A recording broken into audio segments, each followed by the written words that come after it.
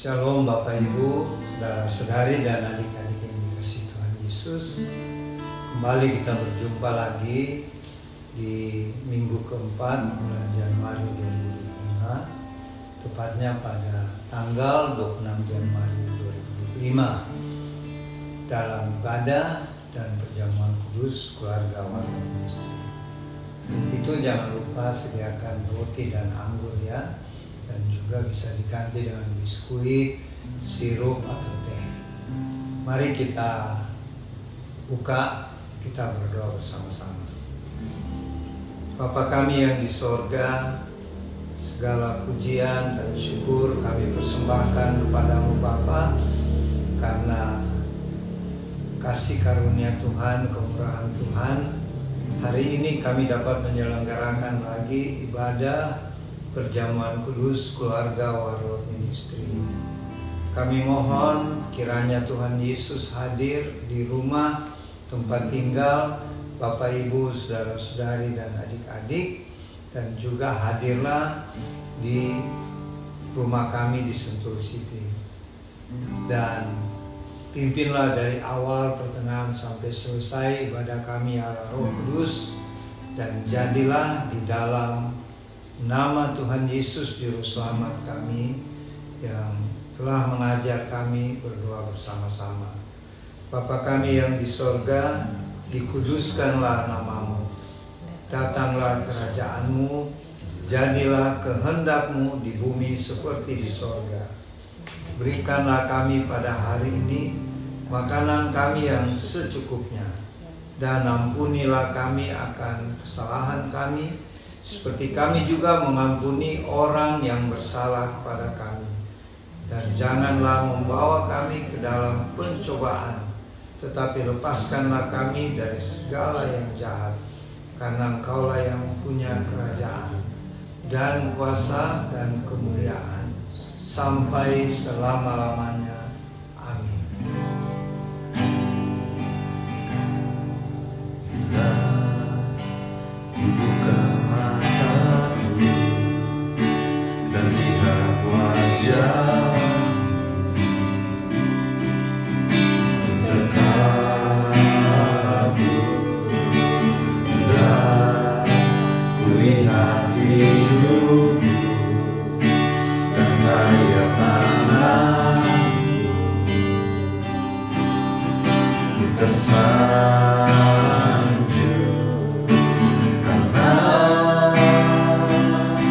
Semua yang baik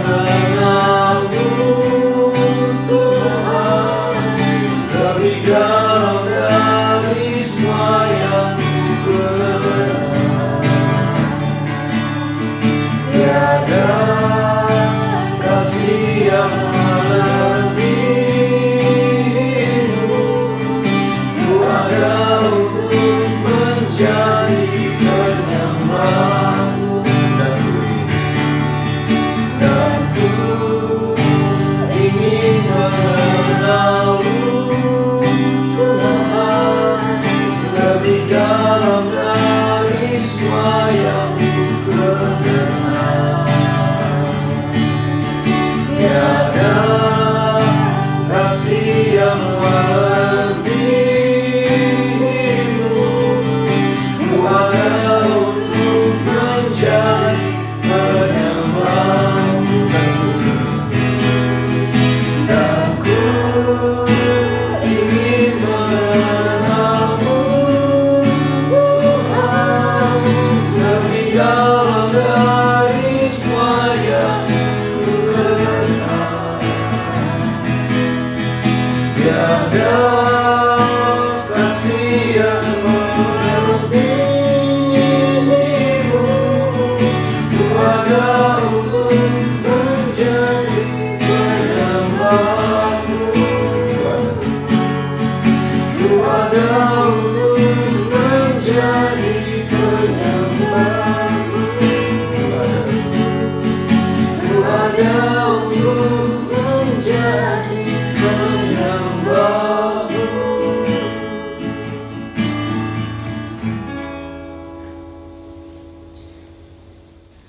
Bapak Ibu, saudara-saudari, adik-adik yang dikasihi Tuhan, sekarang kita masuk dalam pemberitaan firman Tuhan.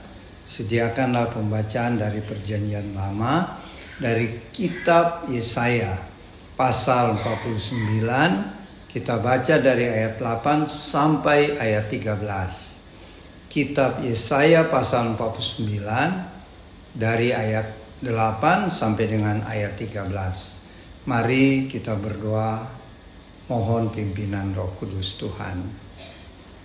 Bapa Sorgawi, terima kasih buat kesempatan yang berharga dan indah ini, di mana firman-Mu akan diberitakan. Kami mohon kiranya Roh Kudus mengurapi kami semuanya, baik kami yang mendengarkan maupun hamba-Mu yang akan menyampaikan, agar semuanya berjalan menurut kehendak-Mu Bapa. Jadikanlah kami bukan hanya sebagai pendengar, tetapi juga sebagai pelaku firman.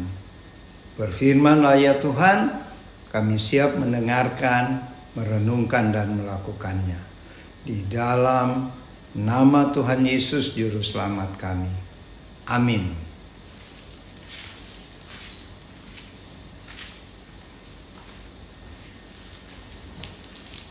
Yesaya 49 ayat 8 sampai 13. Beginilah firman Tuhan, pada waktu aku berkenan, aku akan menjawab engkau, dan pada hari aku menyelamatkan, aku akan menolong engkau. Aku telah membentuk dan memberi engkau menjadi perjanjian bagi umat manusia, untuk membangunkan bumi kembali dan untuk membagi-bagikan tanah pusaka yang sudah sunyi sepi, untuk mengatakan kepada orang-orang yang terkurung, keluarlah. Kepada orang-orang yang ada di dalam gelap, tampillah. Di sepanjang jalan mereka seperti domba yang tidak pernah kekurangan rumput, dan di segala bukit gundul pun tersedia rumput bagi mereka. Mereka tidak menjadi lapar atau haus. Angin hangat dan terik matahari tidak akan menimpa mereka, sebab penyayang mereka akan memimpin mereka dan akan menuntun mereka ke dekat sumber-sumber air. Aku akan membuat segala gunungku menjadi jalan, dan segala jalan rayaku akan kuratakan. Lihat, ada orang yang datang dari jauh, ada dari utara dan dari barat, dan ada dari tanah Sinim. Bersorak-sorailah, hai langit, bersorak-soraklah, hai bumi, dan bergembiralah dengan sorak-sorai, hai gunung-gunung, sebab Tuhan menghibur umat-Nya dan menyayangi orang-orangnya yang tertindas. Amin.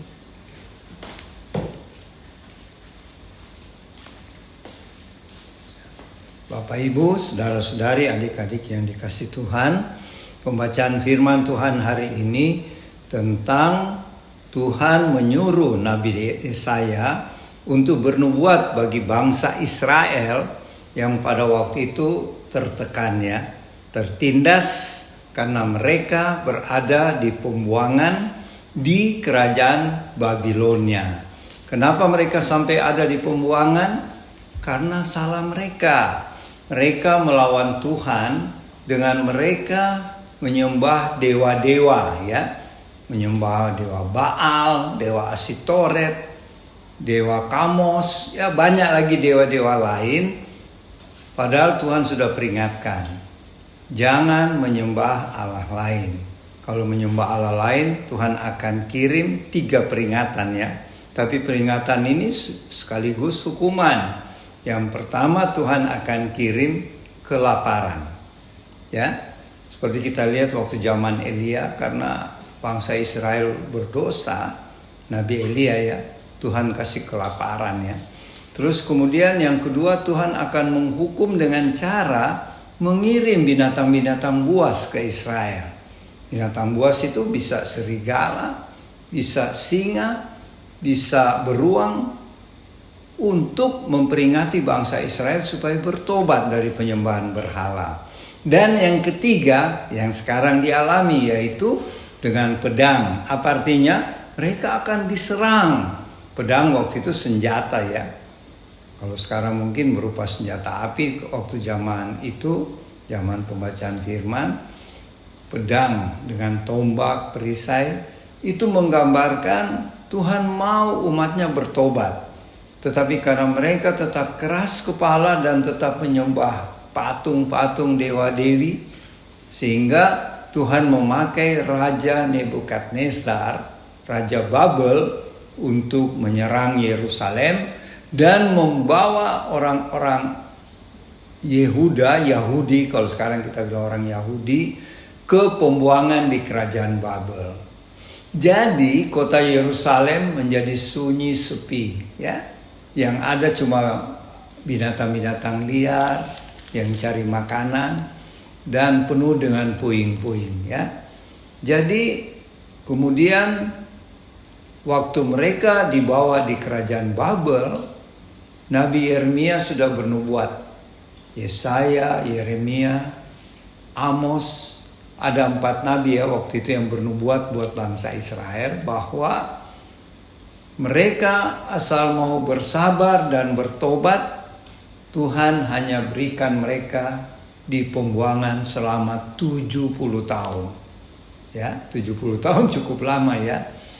Jadi dalam keadaan mereka stres, depresi, tertekan karena hidup dalam pembuangan, ya, Tuhan mengutus Nabi Yesaya untuk menghibur bangsa Israel seperti yang kita baca tadi, ya, di Yesaya 49 ayat 8 sampai 13, di mana Tuhan janjikan Tuhan akan memulihkan kembali bangsa Israel, yaitu Sion. Sion itu adalah gelar bagi bangsa Israel, ya, karena di kota Yerusalem itu terletak di atas bukit Sion, ya. Di mana di atas bukit Sion itu Daud mendirikan istananya. Sehingga kalau orang menyebut Sion itu adalah Israel. Dan Tuhan berpesan kepada Nabi Yesaya, Tuhan akan menghibur orang Israel, akan membangun kembali Sion yang sudah sunyi sepi, dan Tuhan akan berkata kepada orang-orang yang terkurung di pembuangan, keluarlah. Dan Tuhan juga akan membuat jalan raya, jalan yang besar di kota Yerusalem kembali, dan Tuhan kembali akan memulihkan bangsa Israel. Dan orang-orang bangsa-bangsa lain akan datang ke Israel melihat kebaikan dan mujizat yang Tuhan lakukan bagi bangsa Israel. Nah, apa arti dari pembacaan firman Tuhan bagi kehidupan kita, pengikut-pengikut Kristus di akhir zaman, ya? Pertama, kita adalah bangsa Israel rohani, ya, duta-duta Kristus di akhir zaman. Marilah kita membawa setiap permasalahan kehidupan kita, pergumulan hidup kita, apa saja kepada Tuhan, dan kita percaya Tuhan akan memulihkan kita, bahkan Tuhan akan memakai kita untuk menjadi alat Tuhan, untuk menyatakan kebenaran di dalam Tuhan Yesus, dan sehingga melalui kesaksian dan pelayanan kita banyak jiwa-jiwa yang akan dimenangkan. Marilah teman-teman Warlot khususnya dan Bapak Ibu, saudara-saudari, adik-adik yang dikasih Tuhan, kita setiap hari rajin berdoa, rajin baca firman dan praise and worship, sehingga kita dibekali oleh Tuhan untuk kita dipakai Tuhan seperti bangsa Israel tadi. Setelah Tuhan pulihkan, Tuhan pakai sehingga bangsa-bangsa datang dan bangsa-bangsa dipulihkan dan menyembah Tuhan. Kita juga demikian, kita dimampukan oleh Roh Kudus untuk bersaksi dan melayani, menjalankan amanat agung, memberitakan Injil, sehingga banyak jiwa-jiwa yang akan kita menangkan melalui kesaksian dan pelayanan kita. Percayalah, Tuhan Yesus beserta kita karena Dia adalah Allah Immanuel. Tuhan Yesus kiranya memberkati. Selamat siang Bapak Ibu, saudara-saudari di rumah, teman-teman Warlot. Kita jumpa lagi. Saya menyambung apa yang tadi Opa bawakan dari Yesaya 49 dengan judul Sion dipulihkan. Ya, Sion adalah yang tadi Opa sudah katakan bahwa itu adalah bangsa Israel. Dari firman yang kalau kita baca, saya melihat di sini ada sifat karakter Tuhan yang kita simpulkan adalah kasih. Kasih Tuhan, kalau kita lihat, kasih yang biasa manusia alami. Kita mengasihi karena saudara kita, karena keluarga kita, teman kita. Itu di antara manusia. Tapi kita menjadi patokan adalah kasih Tuhan yang tidak ada bersyarat. Kita membaca firman hari ini, Sion dipulihkan. Melihat isinya, bagaimana pemulihan, ya, proses pemulihan, proses kesembuhan. Itu ada sakitnya, ada hal-hal yang rusak diperbaiki, tetapi pemulihan isinya adalah suatu sukacita. Tapi mengalami di dalam pemulihan itu dialami sebagai manusia ada pasang surut. Pasang surut itu sebagai bagaimana hati kita menerima itu. Tapi mari kita lihat hati Tuhan di dalam pemulihan ini. Saya ulangi bahwa pemulihan ini, Sion dipulihkan, itu yang berotoritas mengambil satu hal keputusan, mengambil satu satu ide, satu hal yang memang Tuhan rencanakan dalam hidup, dalam pribadi Tuhan terhadap manusia tanpa syarat. Itu yang saya katakan bahwa pembacaan hari ini kasih tanpa syarat. Tuhan tidak melihat segala kekurangan dari bangsa Israel. Dia mau pulihkan yang dimulai dengan kata, beginilah firman Tuhan. Pada waktu aku berkenan, aku akan menjawab engkau. Dan pada hari aku menyelamatkan, aku akan menolong engkau. Aku telah membentuk dan memberi engkau menjadi perjanjian bagi umat manusia. Dari kata pertama ayat 8, pada waktu aku berkenan, aku menjawab. Pada waktu aku berkenan, itu awal dari pembacaan tadi. Kalau aku berkenan, berarti ada yang Tuhan tidak berkenan. Jadi kita melihat otoritas Tuhan, hati Tuhan. Pada hari aku menyelamatkan, aku akan menolong engkau. Jadi di situ ada waktu, ada maunya Tuhan. Tuhan berbicara dengan sangat disiplin, dengan ada rencana-rencana. Tetapi Tuhan adalah hati Tuhan juga. Ada hati manusia di situ. Pada waktu aku berkenan. Kalau Tuhan tidak berkenan, tidak, Bapak Ibu. Aku berkenan. Jadi semaunya Tuhan, kita lihat. Tuhan bertindak semaunya Tuhan. Kalau aku mau menyelamatkan engkau, aku menolong engkau. Kita melihat ini otoritas, Bapak Ibu.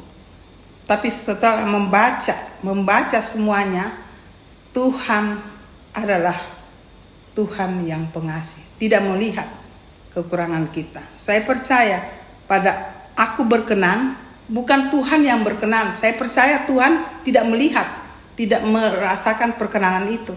Tapi Tuhan melihat kita. Tuhan melihat kita, di situ dia berkenan. Jadi perkenanan Tuhan itu setiap waktu. Kalau dia mau, karena hatinya hati kasih. Tetapi kenapa ada kata berkenan kalau aku mau dan aku menolong engkau menyelamatkan? Karena bukan Tuhan menampakkan, mau menyatakan dirinya, tapi dia melihat sambut respon daripada kita atau bangsa Israel. Inilah otoritas Tuhan. Kita lihat bagaimana Tuhan memulihkan ini. Secara manusia kita melihat semua dipulihkan, yang tidak baik menjadi baik. Tetapi pemulihan itu isinya di situ ada keteraturan, ada tanda-tanda Tuhan maunya apa dengan kita. Setiap kata yang keluar pada pemulihan ini itu mengatakan hati Tuhan terhadap kita dan kita terhadap Tuhan. Itu yang saya merenungkan. Kalau membaca dari seluruh kitab Yesaya, saya juga melihat, merenungkan, sebenarnya kitab Yesaya itu semuanya menyatakan kasih Tuhan, kekerasan Tuhan, otoritas Tuhan. Ya, bagaimana Tuhan mengatakan dirinya, tetapi Tuhan bukan berarti kasih dan segala pelanggaran kita melawan Tuhan dan apa yang tidak berkenan dengan Tuhan kita lakukan, Tuhan lupakan. Tidak, Bapak Ibu. Tuhan mengeluarkan itu, mengingatkan kita. Tuhan membuat ini karena kita begini. Kita begini sampai Tuhan membuat begini. Di situ ada timbal balik. Jadi Tuhan itu pribadi yang selalu menyatakan kehidupan kita, membimbing kita. Di dalam membimbing kita itu Tuhan, kita akan melihat. Kita akan melihat Tuhan dan kita juga menilai diri kita. Karena di situ ada perkataan Tuhan yang membangun. Kadang-kadang kita manusia melihat kasih Tuhan, cinta Tuhan, sehingga apapun yang kita lakukan, mau benar apa tidak, kadang-kadang kita tidak pusingkan itu. Padahal Tuhan selalu mengingatkan. Tapi memang kita dasar manusia. Tapi jangan kita katakan ini Tuhan mengasihi kita, kita membuat seenaknya saja. Kita baca firman ini, kan Tuhan pulihkan nanti. Tuhan itu tegas, Bapak Ibu. Tegas, keras, disiplin, ya. Tetapi dia juga sangat pengasih. Kita belajar firman. Dan khususnya hari ini, pemulihan. Kalau melihat kitab Yesaya yang Tuhan tuliskan itu, di situ ada kehidupan kita, kehidupan Tuhan. Tapi kesimpulannya dari seluruh kitab Yesaya, saya baca tidak secara kesimpulan, di situ Tuhan menyatakan dirinya, aku pengasih. Aku sangat kasih dengan ciptaanku. Dan di dalam kitab Yesaya itu ada rencana Tuhan di dalam ciptaan kehidupan bangsa Israel khususnya. Tetapi kalau kita melihat seluruhnya, ini bangsa Israel sebenarnya mewakili kehidupan manusia di bumi. Karena kalau membaca yang lain, bangsa Israel adalah sebagai tanda untuk menyatakan kasih Tuhan bagi orang lain, bangsa lain, ya, yang melihat rencana Tuhan. Jadi isi daripada kitab Yesaya ini, bagaimana Tuhan kalau merencanakan suatu kehidupan bagi seseorang. Kita baca saja di bangsa Israel, di kitab Yesaya. Maaf saya katakan bahasa Israel, tapi sebenarnya kitab Yesaya. Ya, di kitab Yesaya ini apa rencana Tuhan diwakili oleh bangsa Israel. Tetapi kadang-kadang dan bisa juga setiap anak Tuhan mewakili bangsa Israel, sebenarnya mewakili diri sendiri atau keluarga. Kita bisa ambil juga di situ. Tapi mari Bapak Ibu, sebagai anak Tuhan, kita melihat hati Tuhan. Tetapi kita jangan pandang enteng dengan hati Tuhan. Ya. Tapi pada akhirnya Tuhan tetap menyatakan aku kasih. Sampai kita keluar dari jalur Tuhan dan dalam hal ini kita tidak diselamatkan, tidak ada alasan pada akhirnya aku tidak disertai Tuhan. Tuhan tidak memberi ini, memberi itu. Sampai aku keluar dari Tuhan, tidak ada. Pada akhirnya kita akan tidak ada alasan untuk kita salahkan pada Tuhan. Sampai pada hal-hal yang paling kecil pun Tuhan selalu mengingatkan kita. Saya bawa ini Bapak Ibu, pembacaan hari ini untuk kehidupan kita pribadi dan keluarga. Tuhan merencanakan sesuatu, bukan datang tiba-tiba. Seseorang Tuhan merencanakan hidupnya waktu ada di bumi, lahir di bumi. Dari situ saja Tuhan sudah rencanakan sampai mengakhiri. Kalau terjadi sesuatu di luar kehendak Tuhan, ya, itu pada akhirnya kalau kita pelajari bukan Tuhan yang salah, kita yang salah. Jadi pembacaan hari ini mau menyatakan apapun kelemahan kamu, apapun kekurangan kamu, saya bisa pulihkan. Saya pulihkan, bahkan tidak ada inisiatif pun dari kita. Tuhan semua berinisiatif dalam kehidupan kita. Jadi kalau baca kitab Yesaya, utamanya firman hari ini, tidak ada artinya Bapak Ibu kehidupan kita, anak-anaknya. Tidak ada artinya kehidupan kita, anak manusia. Karena semua yang ambil inisiatif kehidupan manusia baik adalah karena Tuhan. Manusia selalu kalau tidak dibimbing, bahkan dibimbing pun selalu mau keluar jauh. Tapi itulah kasih Tuhan di situ. Saya ulang-ulang Bapak Ibu. Mari kita bawa pada skop yang kecil, kita pribadi dan keluarga. Kita renungkan apa yang kita pernah sudah berbuat. Saya percaya kita sadar apa yang kita pernah lakukan dalam kehidupan ini. Tetapi kalau kita baca firman hari ini, betapa indahnya hidup bersama Tuhan. Di luar Tuhan tidak ada yang begini Bapak Ibu. Ya, di luar Tuhan kematian yang menunggu. Di dalam Tuhan jatuh bangun hidup kita, Tuhan tetap melihat. Asal kita mau datang. Kita datang pada kata umum, kita minta ampun dan Tuhan memberi ampun. Itulah kasihnya. Tapi kalau berkat Tuhan, saya coba bawa berkat Tuhan, kasih Tuhan, tidak ada syarat. Tapi berkat Tuhan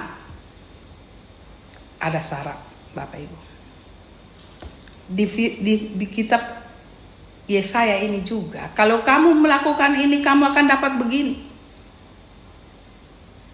Kalau kamu lakukan yang baik, kamu akan dapat begini. Itu syarat untuk berkat, Bapak Ibu. Kita mau turut apa tidak? Asal kita di dalam Tuhan, Tuhan selalu datang memperingatkan.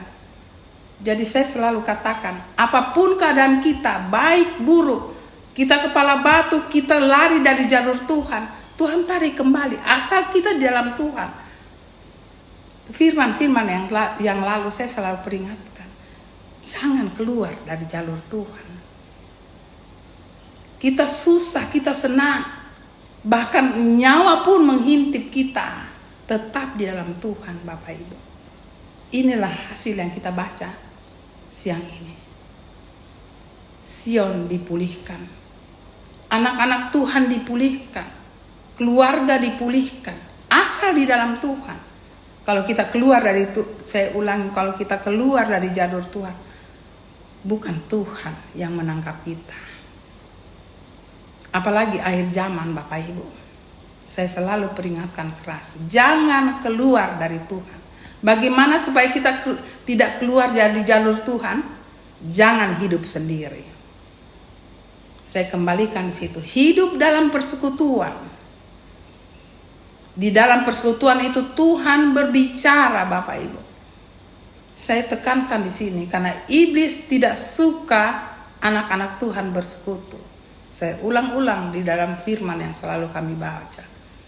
Karena di situ pelayanan kami, iblis selalu mau hancurkan persekutuan, terutama persekutuan keluarga. Saya ulang lagi, kalau persekutuan anak Tuhan pecah, tidak ada apa-apa, Bu. Tidak ada apa-apanya Bapak Ibu. Itu jadi mangsa setan, iblis. Jadi sekarang saya katakan di akhir zaman, terutama anak-anak kaum muda, generasi muda.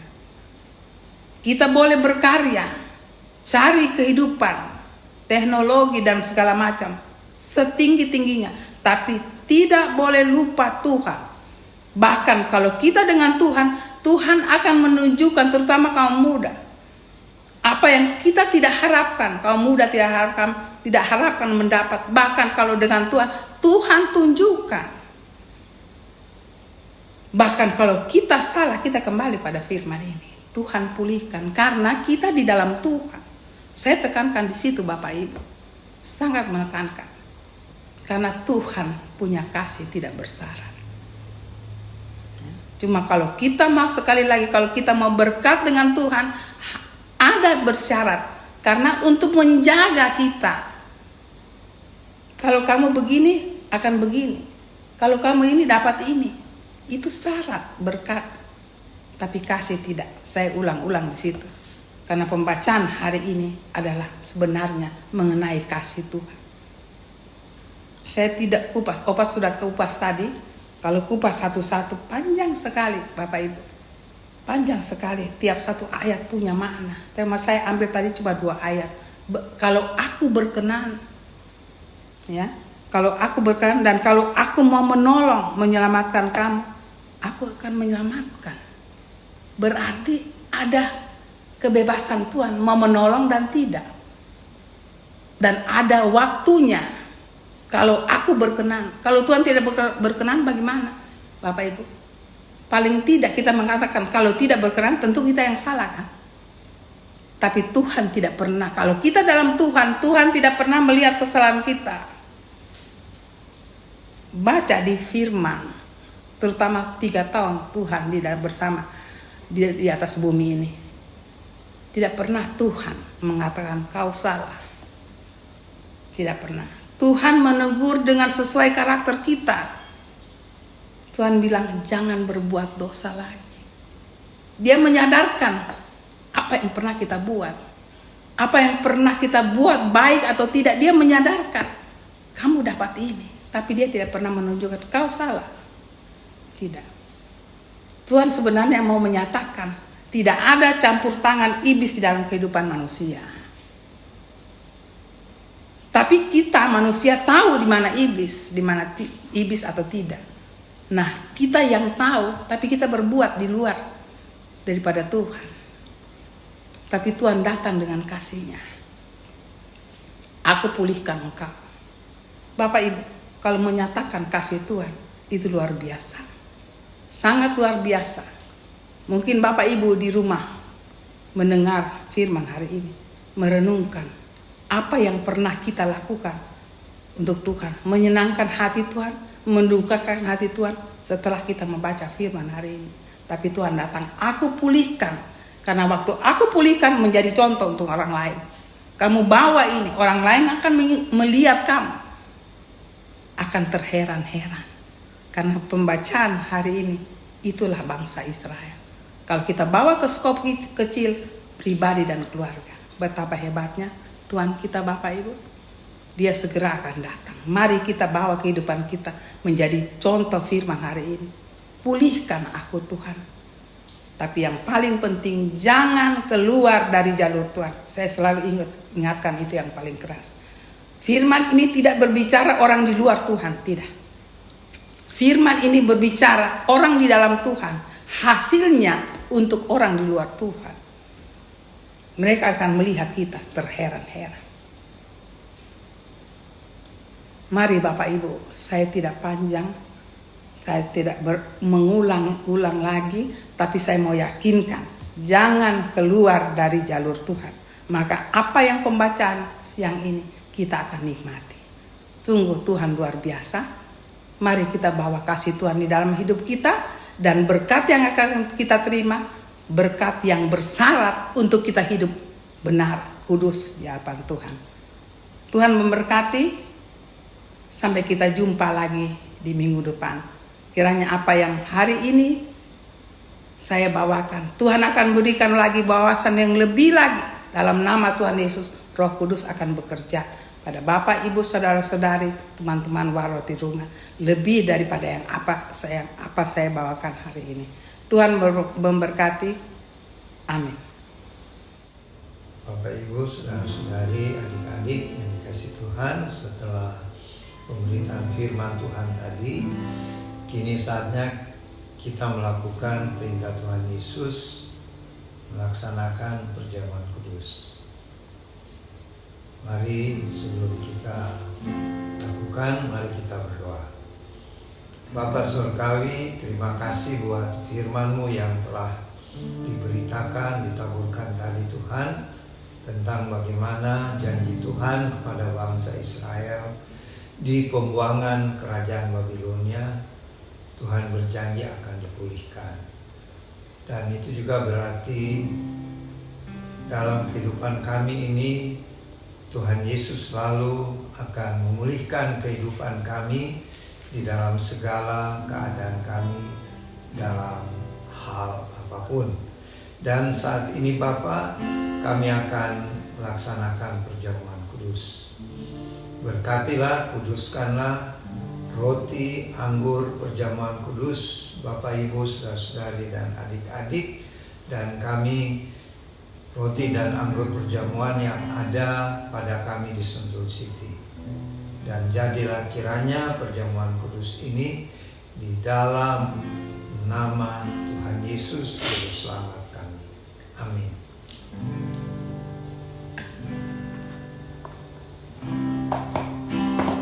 Yesus, aku percaya. Yesus, aku milikmu. Ku hidup karenamu, dan hanya untuk Yesus. Yesus, aku percaya.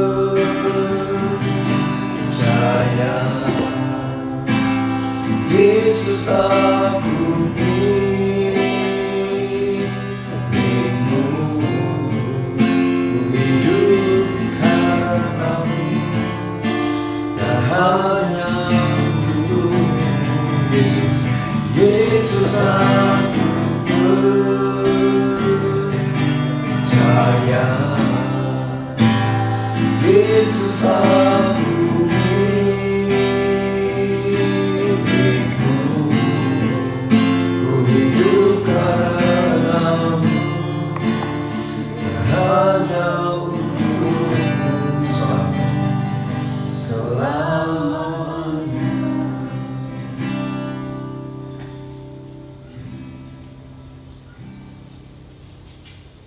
Setelah terima roti dan anggur perjamuan kudus, apabila di roti atau hosti ada firman Tuhan, silakan dibaca, dan itu merupakan pesan Tuhan bagi tiap pribadi kita dan secara global. khususnya buat keluarga Warlot Ministry. Silakan dibaca.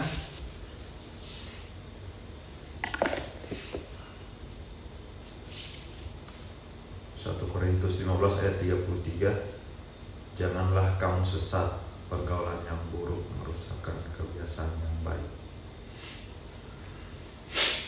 Matius 5 ayat 4. Berbahagialah orang yang berduka cita karena mereka akan dihibur. Matius 6 ayat 11. Berikanlah kami pada hari ini makanan kami. Matius 14 ayat 27b. Tenanglah, aku ini, jangan takut. Jadi pesan Tuhan yang pertama-tama, marilah kita hidup benar di hadapan Tuhan. Sekalipun di sekitar kita banyak kehidupan yang masih jauh dari kebenaran ya, tapi kita tidak boleh terpengaruh. Makanya dikatakan pergaulan yang buruk itu tidak baik ya. Jadi mari kita tetap jaga komunitas kita, tetapi itu tidak menghambat buat kita melaksanakan amanat agung, memberitakan Injil kepada sesama kita ya, pada semua orang. Kemudian dikatakan bahwa berbahagialah orang yang berduka cita karena akan dihibur. Maksud Tuhan gini ya, kalau kita melihat banyak ketidakbenaran, banyak penyimpangan dalam kehidupan di sekitar kita, seharusnya kita susah hati ya, atau berduka cita. Dan untuk itu kita datang kepada Tuhan untuk kita minta kita dihiburkan, dan kita mendoakan situasi dan keadaan yang tidak benar itu agar Roh Kudus akan memulihkan kembali, dan mungkin juga kita akan dipakai untuk melakukan hal pemulihan tersebut. Kemudian Berikanlah makanan kami. ya, dan untuk itu kita harus tetap bersyukur kepada Tuhan, karena sesuai di doa Bapa kami, kita selalu meminta makanan kita setiap hari kepada Tuhan, dan kita percaya Tuhan Yesus akan memberikan dan memenuhi segala kebutuhan kita, termasuk makanan ya. Dan terakhir, Tuhan berfirman, kita jangan takut ya, jangan khawatir akan apapun, sebab Tuhan katakan, tenanglah, aku ini. Ini adalah perkataan Tuhan waktu murid-murid takut. Mereka mengira mereka melihat hantu ya di dalam keadaan badai. Jadi marilah, meskipun keadaan di sekitar kita seperti ada badai kehidupan, banyak permasalahan, tapi kita ingat pesan Tuhan, janganlah kita takut, karena ada Tuhan Yesus yang akan menolong, melindungi, dan memelihara kita. Marilah kita angkat hosti atau roti perjamuan kudus ini, dan firman Tuhan berkata di Injil Lukas pasal 22, lalu Tuhan Yesus mengambil roti, mengucap syukur, memecah-mecahkannya, dan memberikannya kepada murid-muridnya. Kata Tuhan Yesus, inilah tubuhku yang diserahkan bagi kamu, perbuatlah ini menjadi peringatan akan aku. Kita ucapkan dengan iman, inilah tubuh anak domba Allah yang suci, yang telah berkorban di kayu salib di bukit Golgota. Kami terima dengan iman dalam nama Tuhan Yesus. Silakan makan dalam nama Tuhan Yesus.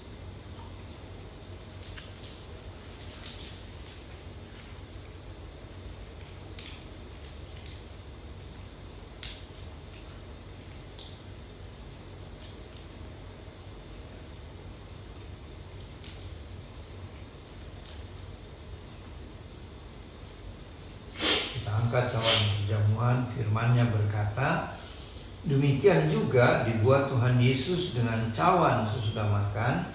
Tuhan Yesus berkata, cawan ini adalah perjanjian baru oleh darahku yang ditumpahkan bagi kamu. Kita ucapkan dengan iman, inilah darah anak domba Allah yang telah tercurah di kayu salib di Bukit Kalvari. Kami terima dengan iman dalam nama Tuhan Yesus. Silakan minum.